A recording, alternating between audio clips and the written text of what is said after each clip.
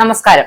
പശ്ചിമേഷ്യയിൽ America Israel സഖ്യവും ഇറാനും തമ്മിൽ ആക്രമണം വീണ്ടും തുടങ്ങിയതിനു പിന്നാലെ ചെങ്കടലിൽ ശത്രു കപ്പലുകൾക്ക് പൂർണ്ണ നാവിക ഉപരോധം പ്രഖ്യാപിച്ചെന്ന് യമനിലെ ഇറാൻ അനുകൂല ഹൂതി വിമതർ. ഏപ്രിലിൽ നിലവിൽ വന്ന താൽക്കാലിക വെടിനിർത്തലിനു ശേഷം ഇരു രാജ്യങ്ങളും നേരിട്ട് നടത്തുന്ന ഏറ്റവും വലിയ ഏറ്റുമുട്ടൽ കൂടിയായിരുന്നു. ഇതിന് തൊട്ടു പിന്നാലെയാണ് ഹൂതികളുടെ ഭീഷണിയും എത്തിയത്. വരും ദിവസങ്ങളിലും ആക്രമണം ശക്തമാക്കുമെന്നായിരുന്നു ഹൂതികളുടെ വക മുന്നറിയിപ്പ്.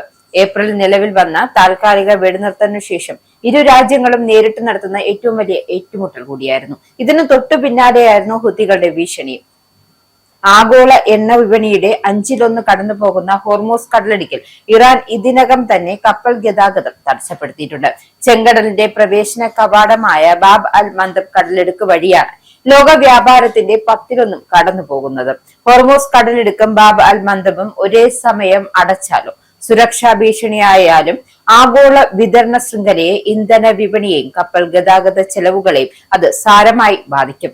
ബാബ് അൽ മന്ദബ് കടലിടുക്ക് കപ്പലുകളുടെ വേഗത കുറയുമെന്നതിനാൽ തീരത്തു നിന്നുള്ള ഹൂതികളുടെ ഡ്രോൺ, മിസൈൽ ആക്രമണങ്ങൾക്ക് ഇരയാകാനുള്ള സാധ്യത വളരെ കൂടുതലാണ്. ഇത് പശ്ചിമേഷ്യൻ പ്രതിസന്ധിയെ കൂടുതൽ തീവ്രമാക്കും. എന്തായാലും ശത്രു രാജ്യങ്ങളുടെ കപ്പൽ ഗതാഗതം പൂർണ്ണമായും നിരോധിച്ചതായിരുന്നു ഇസ്രയേലുമായുള്ള ബന്ധം എല്ലാ നീക്കങ്ങളെയും എതിർക്കുമെന്നായിരുന്നു ഹൂതി വക്താവ് വ്യക്തമാക്കിയത്. ചെങ്കടലിൽ യമൻ തീരത്ത് വീണ്ടും ചരക്കു കപ്പലിനു നേരെ ആക്രമണം ഉണ്ടായതായാണ് ബ്രിട്ടീഷ് നാവികസേന വ്യക്തമാക്കുന്നത്. അതായത് king time maritime trade operation centre ആണ് ആക്രമണ വിവരം പുറത്തുവിട്ടത്. ആക്രമണത്തിന്റെ ഉത്തരവാദിത്വം ആരും ഏറ്റെടുത്തിട്ടില്ല.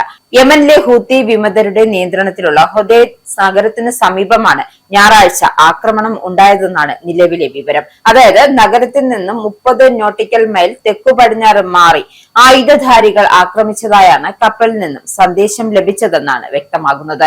മറ്റു വിവരങ്ങളൊന്നും ലഭിച്ചിട്ടില്ല എന്നും സംഭവത്തെക്കുറിച്ച് അന്വേഷണം ആരംഭിച്ചിട്ടുണ്ട്. കപ്പലുകൾക്ക് നേരെയുള്ള ആക്രമണം പുനരാരംഭിക്കുമെന്ന് ഇറാൻ പിന്തുണയുള്ള സായുധ സംഘമായ ഹൂതി വിമതർ മുന്നറിയിപ്പ് നൽകിയിരുന്നു. ചെങ്കടലിന്റെ തെക്കേ അറ്റത്തുള്ള ബാബ് അൽ മാൻഡബ് കടലിടുക്കിനു സമീപം തങ്ങളുടെ നിയന്ത്രണത്തിലുള്ള പ്രദേശത്തു കൂടി കടന്നുപോകുന്ന കപ്പലുകൾക്ക് നേരെ ഹൂതികൾ മുൻപ് ഡ്രോൺ ആക്രമണം അയച്ചിരുന്നു.